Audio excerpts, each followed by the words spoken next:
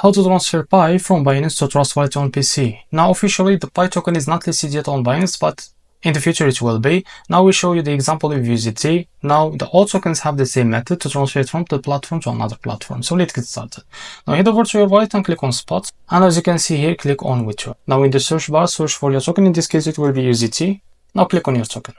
Set the network as the BIP20 first. And now to get the address, you need to open your Trust Wallet. Now make sure to install the extension before on your browser and open or log into your account. Now to get the withdrawal address, what you need to do, just click on receive, and I'll just press anyway, and here search for your token. In this case it will be USDT.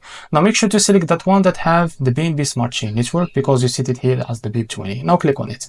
Now here you can click here to copy the address of that token, and here just go back to your Binance account and paste it in the search box. After that you can type here how much you want to transfer, and after that click on withdraw, and you will be able to receive it in a few minutes to a few hours on your Trust Wallet. So this is how to transfer Pi from Binance to Trust Wallet on PC. If you found this very helpful, please like and subscribe. See you in the next video.